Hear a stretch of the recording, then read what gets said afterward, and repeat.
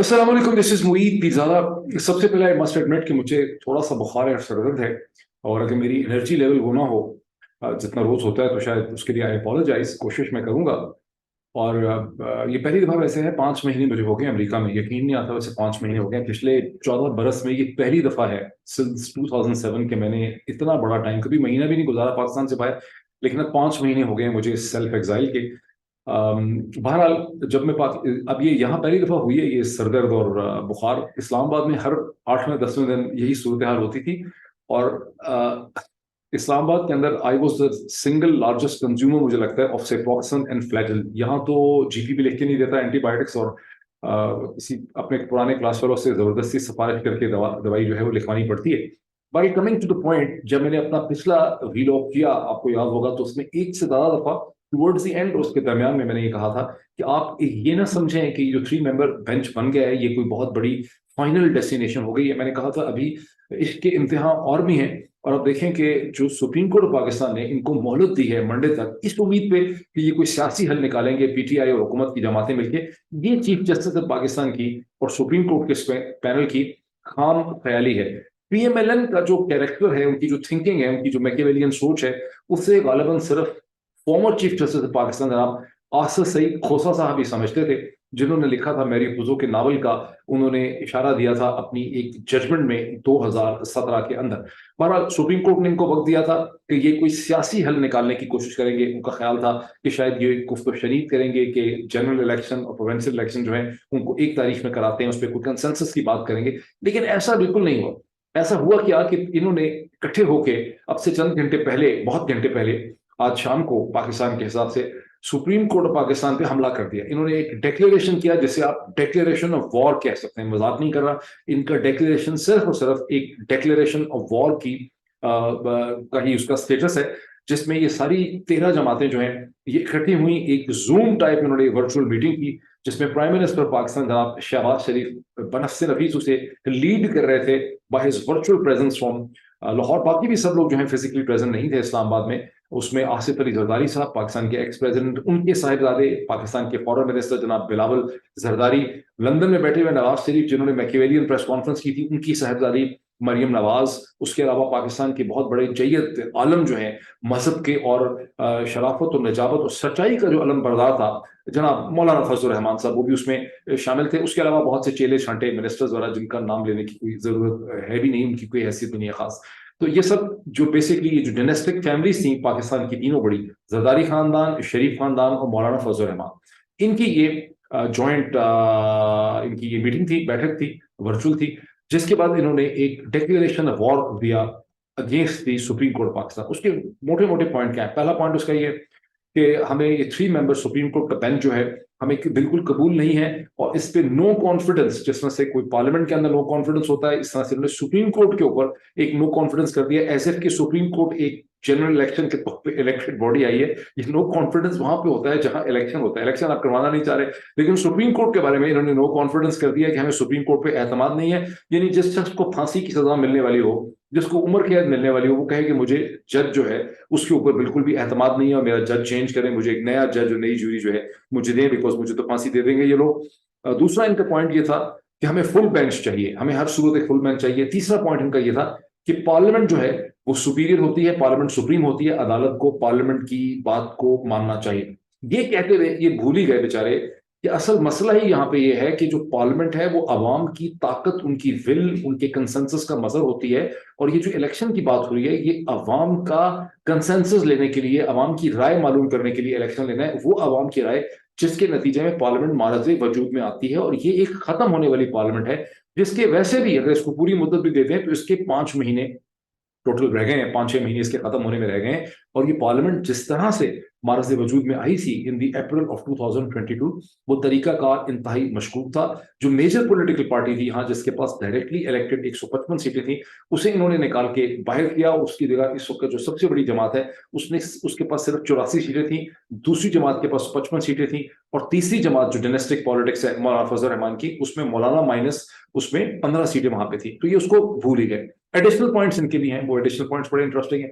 Additional points में एक से ज्यादा दफा ये कहा गया कि काजी फायज ईसा साहब का, जो कि फ्यूचर चीफ जस्टिस होंगे, उनका ख्याल रखना बहुत जरूरी है, उनकी राय को समझना बहुत जरूरी है, उनकी राय की रिस्पेक्ट बहुत जरूरी है। उन्होंने जो डिसीजन किया है वो वाजिब है, यानी वो जो 2-1 का डिसीजन 3 मेंबर कोर्ट ने, बेंच ने किया है, जिसमें सुओ मोटो पावर्स को चैलेंज किया गया है, जिसमें कहा गया है कि आर्टिकल 184/3 जो ओरिजिनल जुरिस्डिक्शन है सुप्रीम कोर्ट की, उसके तहत इस वक्त सुप्रीम कोर्ट जितने ही केसेस सुन रही है उन्हें सस्पेंड कर देना चाहिए। कितना मेलाफाइड डिसीजन है, अगर आप इस पर गौर करें। ये क्लियरली एक सेल्फ सर्विंग, यानी एक ऐसा डिसीजन है जिसमें पीडीएम की जमातों की जो रिक्वायरमेंट है, उनकी जो जरूरत है, उसको पूरा करने के लिए ये डिसीजन किया गया। इससे ज्यादा मेलाफाइड डिसीजन जो है वो हो नहीं सकता। बहरहाल कहा गया कि ये डिसीजन जो है इसको मानना बड़ा सा जरूरी है।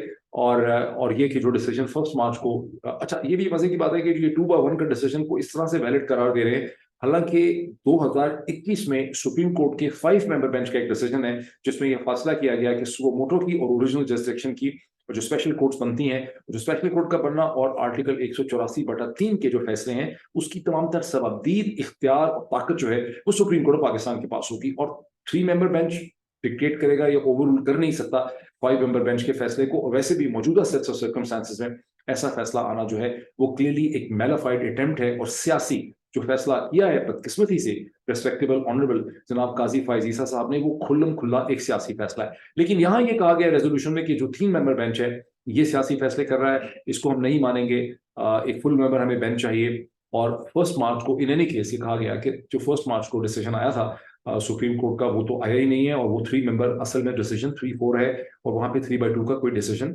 नहीं आया। अब इसमें क्वेश्चन आपके जहनों में पैदा होता होगा, क्योंकि जो कुछ भी इन्होंने रेजोल्यूशन में कहा है 13 जमातों ने, इसकी कानूनी और आईनी हैसियत तो कोई भी नहीं है। तो अभी आप बहुत से वकला को सुन चुके होंगे, टेलीविजन पे सुन चुके होंगे, टिकर्स में, व्लॉग्स में आप सुनेंगे कि इसकी कानूनी हैसियत कोई नहीं है, ये मजाक कर रहे हैं, जोक कर रहे हैं, लेकिन इसकी एक हैसियत है, इसे गलत ना समझे।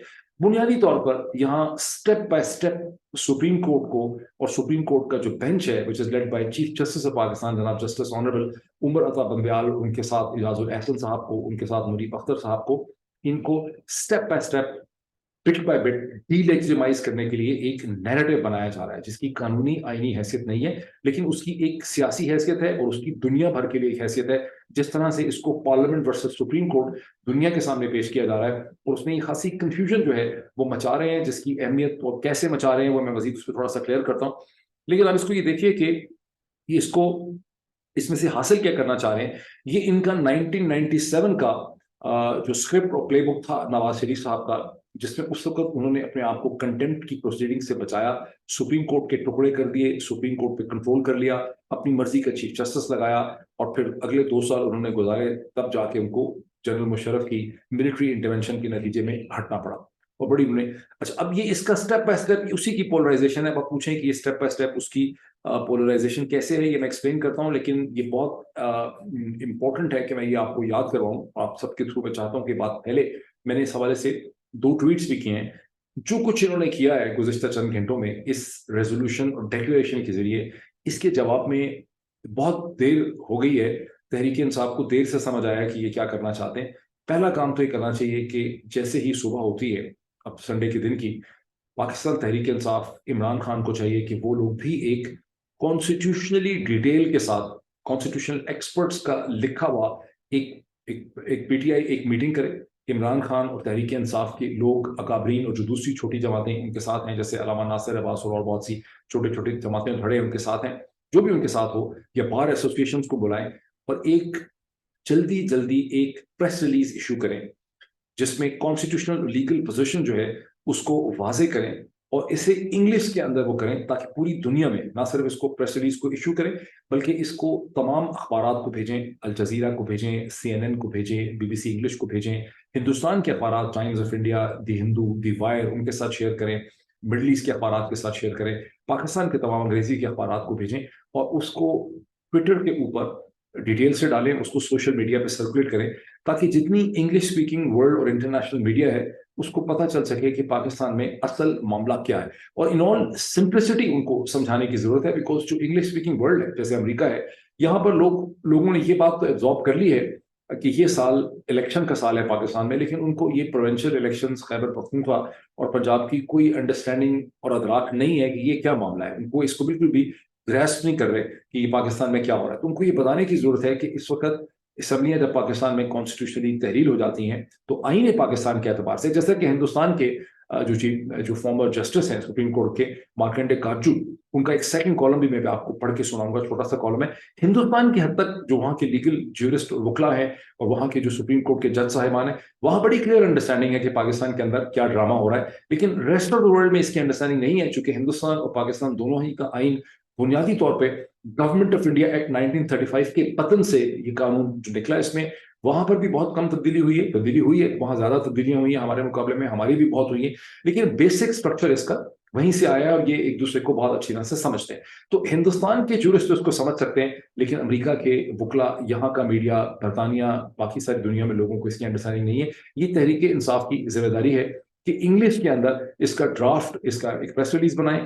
अगले जैसे ही सहरी के बाद उनको मौका मिलता है, सहरी का वक्त इस वक्त शुरू हो चुका है, पाकिस्तान में शुरू होने वाला है, तो सहरी के बाद इसकी जैसे ही सुबह होती है एक प्रेस रिलीज बनाए और उस प्रेस रिलीज को पूरी दुनिया में डिस्ट्रीब्यूट करें, जैसे कि मैंने तरीका बनाया। But that's not the only thing.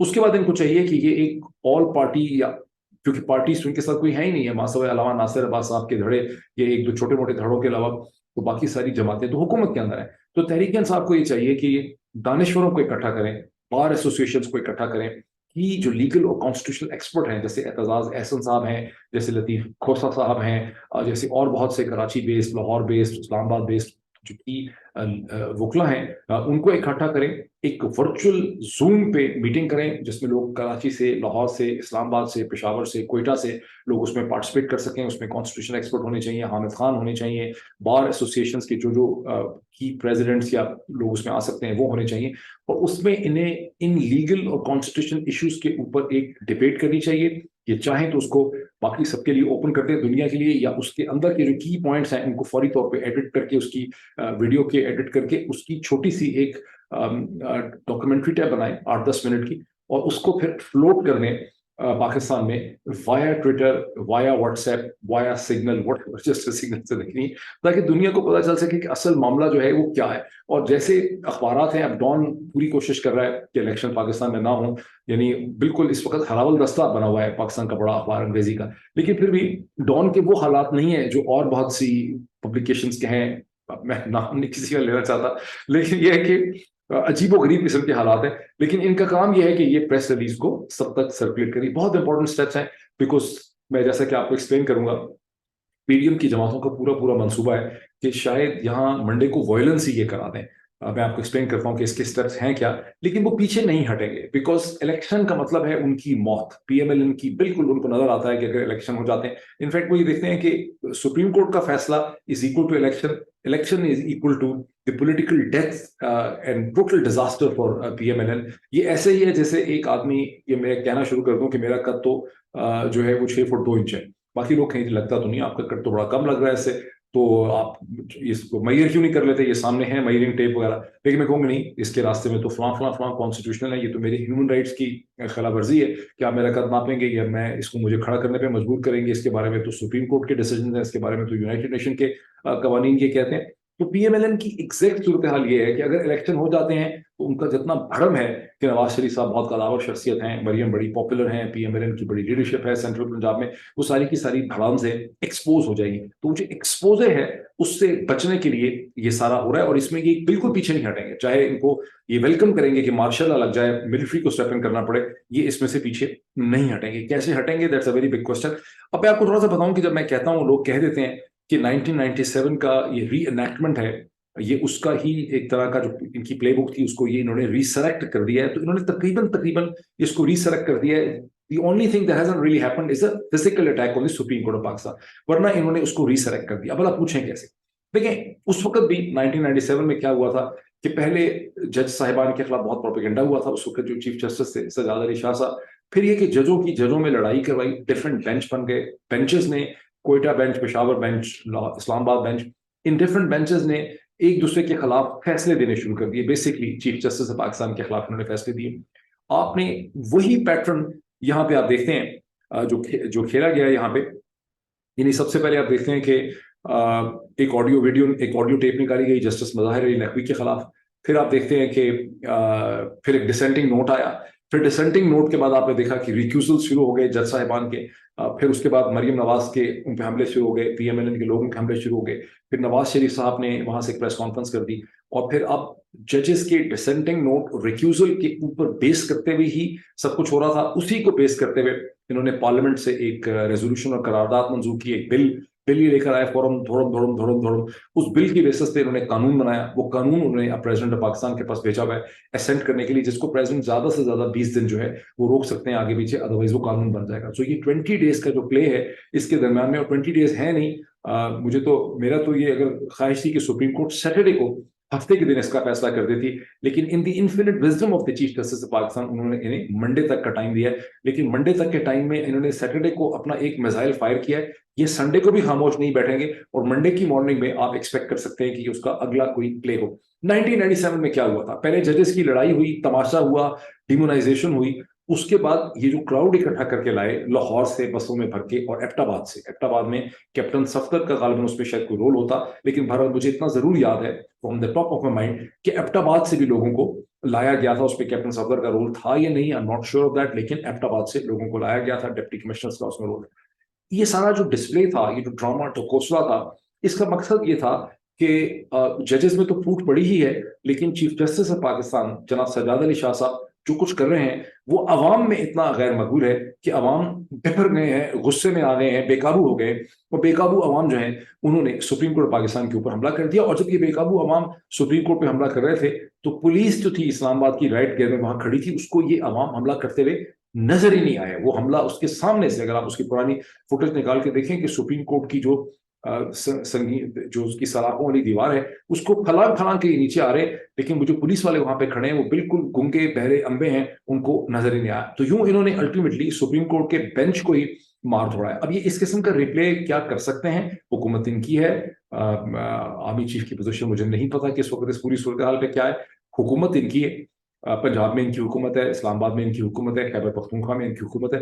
ये कुछ भी कर सकते हैं बिकॉज ये बहुत ज्यादा डेस्परेट हैं। अगर ये नहीं कर सकेंगे तो फिर इसलिए कि इनको तहरीके इंसाफ का इस स्टेज पे खौफ होगा, और इनको कोई खौफ नहीं। इसलिए बड़ी रिस्पॉन्सिबिलिटी है तहरीके इंसाफ की कि वो अपने आप को गेयर अप करें on an institutional organization level कि सुप्रीम कोर्ट पाकिस्तान को अब उनको बचाना होगा।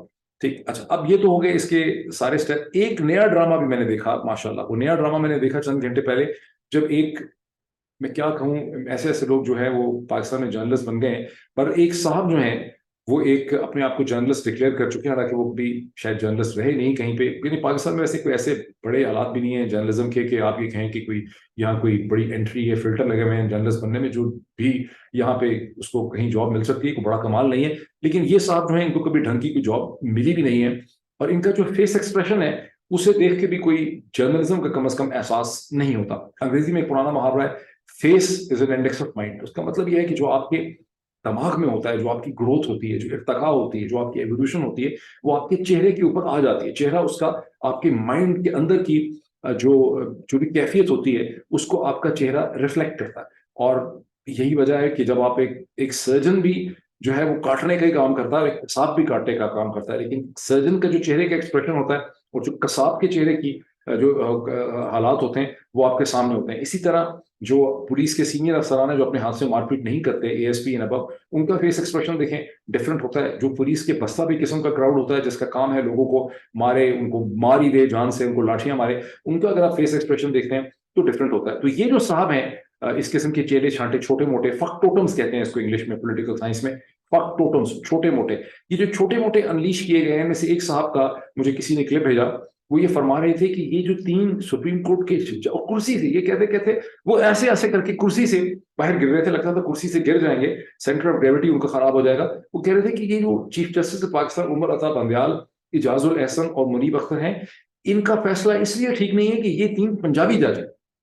पंजाबी जज ये 3 पंजाबी जज हैं, और ये उसमें मसला ये था कि या आफरीदी साहब जो हैं और जो मंदो खेल साहब हैं और जो काजी फायजीजा हैं वो कोई बलोचिस्तान से है, कोई खैबर पख्तूनख्वा से है। तो ये पंजाबी जज जो हैं वो फैसला जो है वो ठोक रहे हैं, और फैसला है किसमें, पंजाब के इलेक्शन के हवाले से वैसे फैसला सुप्रीम कोर्ट का, उसके साथ खैबर पख्तूनख्वा भी है, लेकिन पंजाबी जज है वो भाई, इनको भूल ही गया है कि 1997 की जो प्ले बुक थी उसमें उस वक्त जो चीफ जस्टिस पे हमला किया गया था वो बेचारा सिंधी था, सजाद अली शाह, और उस वक्त जो प्रेसिडेंट था जिसके खिलाफ ये मूव हो रही थी, फारूक लगारी, वो सदन पंजाब से था।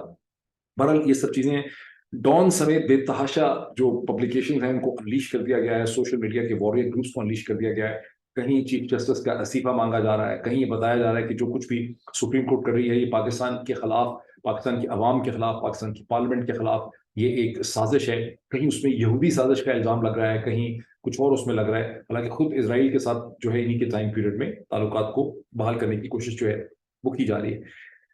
अब थोड़ा सा आगे चलते हैं, बेंच के डिसीजन को देखें, बार बार ये कह रहे हैं कि फुल कोर्ट चाहिए, फुल कोर्ट चाहिए। अच्छा, कोई यहां पर जिक्र नहीं हो रहा कि फुल कोर्ट किन सेट्स और सर्कमस्टेंसेस के अंदर चाहिए होती है। फुल कोर्ट उस वक्त चाहिए होती है जब आप बहुत बड़ा कोई मुश्किल, गंभीर, कॉम्प्लेक्स आईनी कॉन्स्टिट्यूशनल इशू या क्राइसिस होता है, उसको डिस्कस करने के लिए फुल कोर्ट चाहिए होती है। मैंने इसी हवाले से ट्वीट भी किया था कि ये फुल कोर्ट इनको किस चीज के लिए चाहिए।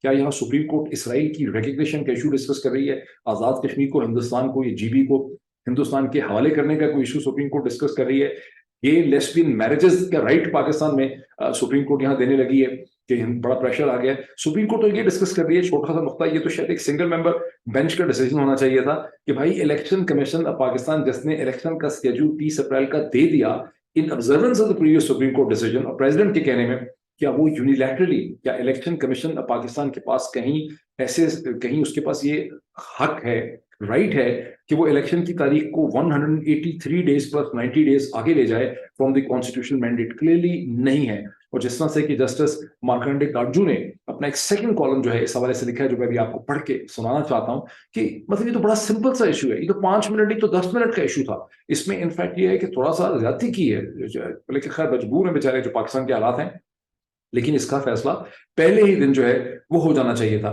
तो इसमें जस्टिस मार्कंडो का मैं आपको जरूर पढ़ के सुनाना चाहता हूँ।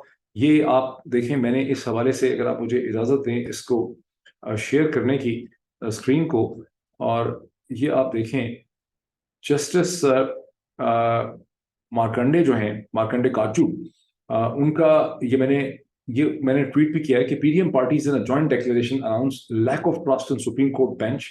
What is bench hearing? Relations with Israel, giving AJK to India, underage marriages, new constitution. No, court is hearing a petition against election commission unilaterally delaying the elections. ये उनका कॉलम है, जो कॉलम यहाँ ही मैं आपको पढ़ के दिखाना चाहता हूँ। देखिए, इस कॉलम का उन्वान ये है, what is going on in Pakistan supreme court.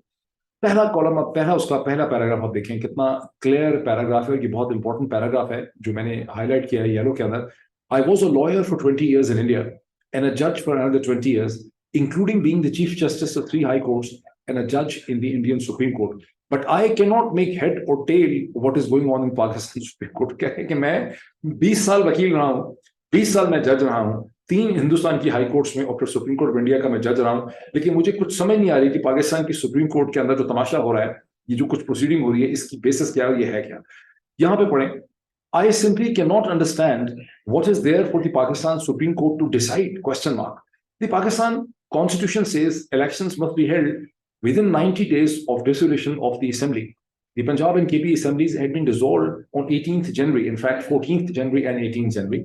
Hence, elections had to be held by 18th April. And so even the postponement of elections to 30th April by the Election Commission of Pakistan was unconstitutional.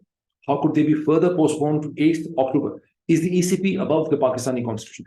यानी मैं ये कहूंगा कि justice Markande Katju वो चीज कह रहे हैं जो मैं कह रहा हूं, जो आप समझ रहे हैं, जो हर पढ़ा लिखा जी शऊर पाकिस्तानी का, वो कराची में हो, लाहौर में हो, फैसलाबाद में हो, मुल्तान में हो, रावलपिंडी इस्लामाबाद में हो, पेशावर में हो, किसी भी पढ़े लिखे जगह में, यूनिवर्सिटी कॉलेज में हो, कनाडा में हो, अमेरिका में हो, लातीनी अमेरिका में हो, लैटिन अमेरिका के अंदर हो, इंग्लैंड में हो, यूरोप में हो, दुबई में हो, हर पाकिस्तानी को समझ आ रही है कि जस्टिस जो है मार्कंडे का, जो उनके हिंदुस्तानी होने पर आ जाइए, वो जो कुछ कह रहे हैं वो बिल्कुल सिंपल तरीके से कह रहे हैं। हर पढ़ा लिखा जी शो डिसेंट आदमी, गॉड फेयरिंग जो है शख्स जो है, उसको समझ आ रही है कि वो क्या कह रहे हैं।